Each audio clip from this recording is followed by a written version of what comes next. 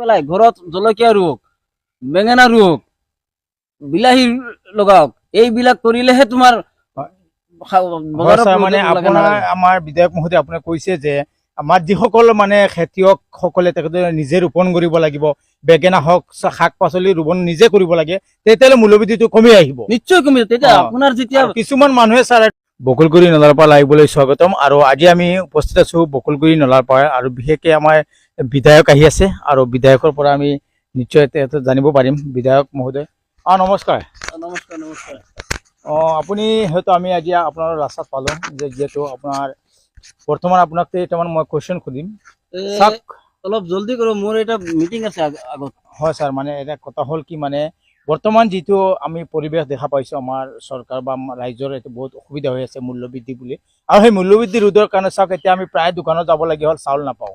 কিন্তু কিহৰ কাৰণে চাউল নাপাওঁ, আৰু চাউলৰ ইমান দাম কেনেকুৱা হ'ল, বা ধানৰ কিয় ইমান দাম হ'ল, তাৰ এই বিষয়ে আপুনি ক'ব নেকি? এতিয়া যে চাউলৰ দাম হৈছে, এইটো আচলতে খালি চৰকাৰক দুখিলে নহ'ব নহয়। আগতে এখন গাঁৱত কিমান মানুহ 1000 পৰিয়াল থাকিলে কমচে কম 700-800 পৰিয়ালে খেতি কৰিছিলে। এতিয়া কিমান 50 পৰিয়ালে খেতি কৰে, খেতিত নাই। খেতিত যেতিয়া খেতি নকৰিব তেতিয়াহ'লেতো চবেই এতিয়া চাউল কিনি খাব লাগিব, তেতিয়াতো ধানৰ কম হ'বই। ধান যেতিয়া কম হ'ব তেতিয়াহ'লে দামটো অট'মেটিক বাঢ়িবই। ইয়াৰ বাবে চৰকাৰ জগৰীয়া নহয়। এইবাৰ তাৰ বাবে আমাৰ অসমীয়া যিসকল মানুহ আছে খেতিত লাগক, সেইটো পৰামৰ্শ দিওঁ মই। খেতি কৰক। যিহেতু বিধায়কে এইটো দাবী কৰিছে যে মানে খেতি নকৰিলে মূল্যবৃদ্ধি হ'বই, কিন্তু খেতি কৰাটো আমাৰ কাৰণে বাধ্যতামূলক হৈ গৈছে।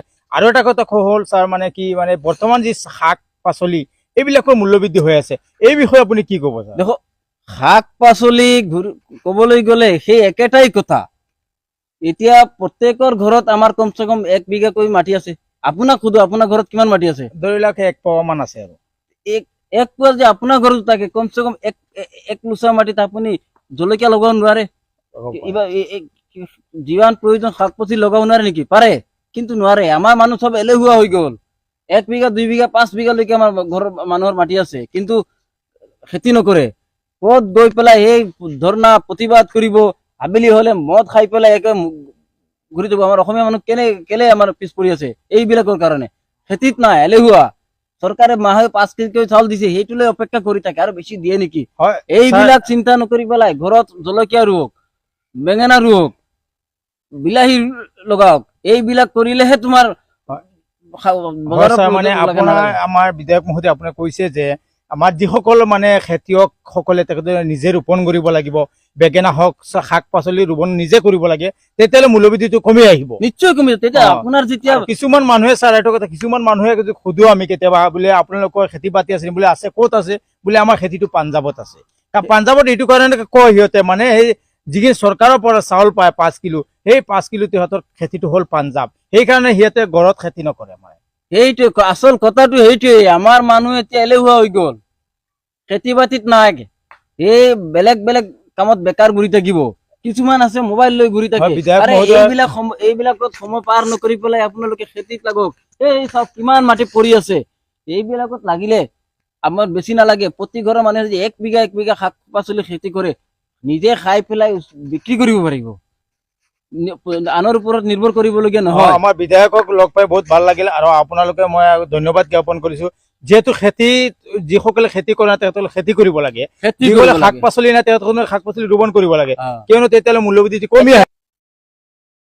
বিধায়ক মহোদয়, আপোনাক লগ পাই বহুত ভাল লাগিল, আৰু আপুনি যি পৰামৰ্শ দিছে একচুৱেলি 100% তেনেকুৱাও হ'ব লাগে। খেতি কৰিব লাগিব, শাক পাচলি ৰোপণ কৰিব লাগে, তেতিয়াহ'লে হয়তো মূল্যবৃদ্ধি কম আহিব।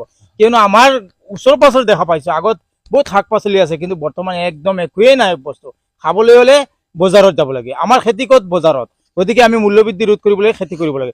ধন্যবাদ থাকিলে আমাৰ বিধায়ক মহোদয়, আপুনি যাব পাৰে আপোনাৰ ক'ত প্ৰগ্ৰাম।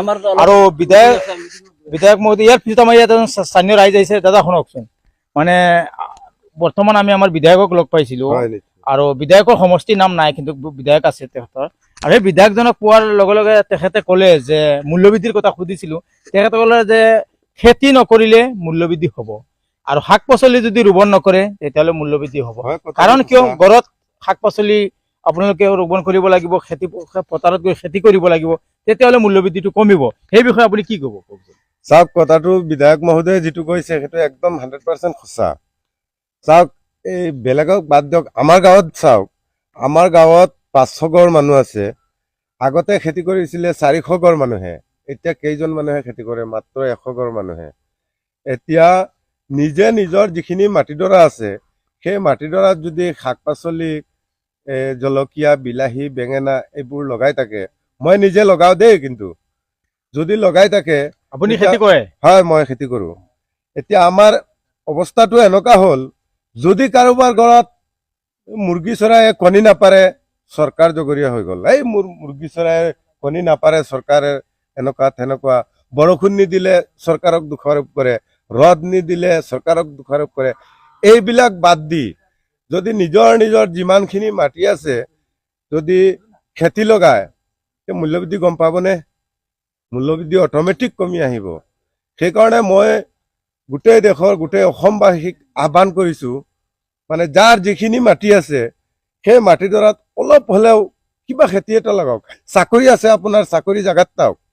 আপোনাৰ কিবা আছে, বিজনেছ আছে, বিজনেছ জেগাত তাওক। মাটি যিখিনি আছে সেইখিনি চন নপৰি নিজে অলপ খেতি লগাওক, তেতিয়াহে মূল্যবৃদ্ধি কমিব দেশত, দেশৰ উন্নতি হ'ব, সমাজৰ উন্নতি হ'ব।